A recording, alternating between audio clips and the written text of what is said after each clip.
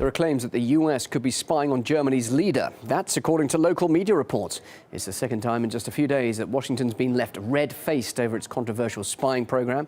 Let's cross to Peter Oliver in Berlin for more on this. So, Peter, the story of America's global spy network seems to know no end, doesn't it? What are the latest claims then?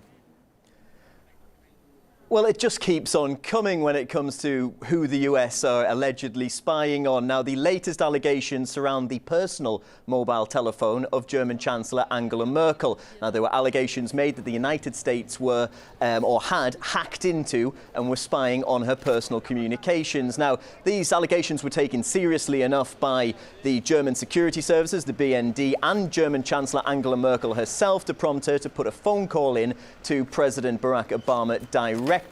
Now, a spokesperson for Angela Merkel has said that if it turned out that this had gone on, it would be totally unacceptable, and she's demanding an explanation to these allegations from the US. Now, for the White House, what we've heard is a statement saying that the United States is not and would not spy on the German Chancellor's communications. Notably, from that statement, it did not say whether they had done in the past. But if you look at the record and what's been coming out about the United States' spying program, you can see why the German Chancellor would be taking this very seriously. We've seen allegations of an extensive spying campaign taking place in Brazil. Also, allegations that over 70 million phone calls were listened to in France. So you can see exactly why she'd be wanting to look into this and why she'd be wanting to nip it in the bud. She's, as I say, called this totally unacceptable if it had taken place.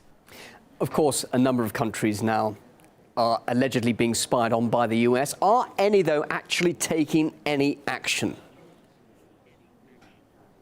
Well, yes, what we've seen, if you look at here in Germany, we've seen mass protests on the streets against the NSA spying program, privacy taken very seriously here in Germany. Those protests have drawn some quite large crowds. We've also seen telecommunications companies looking to try and shore things up with their own customers. Deutsche Telekom announced just recently that they would only use internal German servers for German-to-German email communications to try and cut off any kind of outside access to information that was being bandied around within Germany, to try and stop or try and assure its customers that it was going to stop the NSA from getting a hold of their information. Now, we've also seen political action taken. The European Parliament has suspended the SWIFT agreement with the United States. Now, that was an agreement that would share banking data. It was supposed to try and tackle terrorism, to try and stop transfers from one bank account to another that were being used to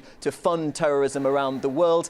Now, it emerges that the NSA may have been using that to spy on European citizens' personal data, so that's been suspended. There is fallout heading the United States' way as these allegations mount up that they're watching just about everybody's every move. Peter Oliver, live in Berlin. Thanks very much indeed for that update.